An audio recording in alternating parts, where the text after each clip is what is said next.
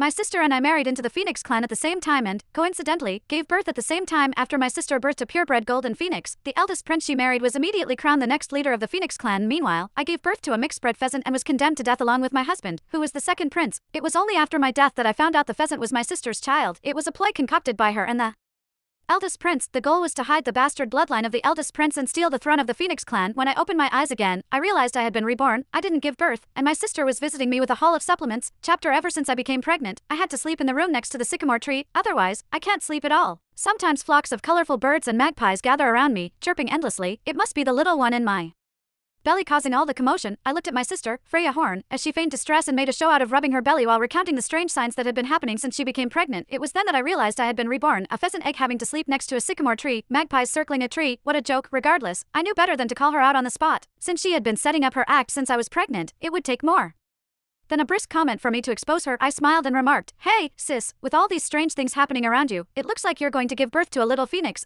Freya beamed at the suggestion. Unbeknownst to her, I sensed the malice behind her smile. Both of us were legitimate daughters of the Bluebird clan, but our parents have never loved me. My mother resented me for not being born a son and blamed me for my father's withholding his affection from her. Since then, she has reserved all of her love for Freya. Eventually, we both married into the Phoenix clan. She was wedded to the benevolent and gentle eldest Prince Emmett Songhart, while I was married to the second in line, the courageous warrior, Prince Asgon Songhart. Later, we became pregnant at the same time when she came to me with a haul of supplements and invited me to Ambrose Hill Villa for a stroll. I did not suspect her of anything. Little did I know, it would be the beginning of my nightmare.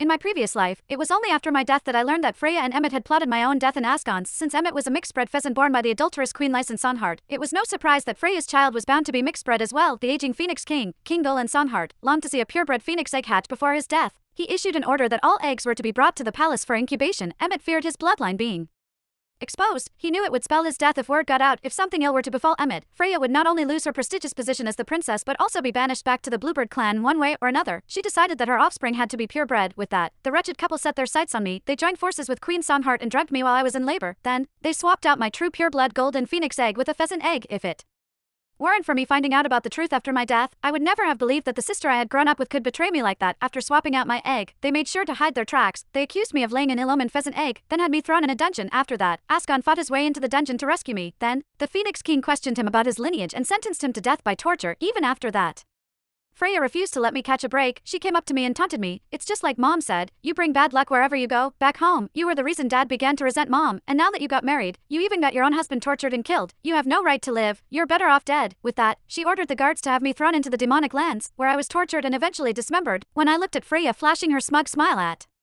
me, I had to suppress the surging anger within me.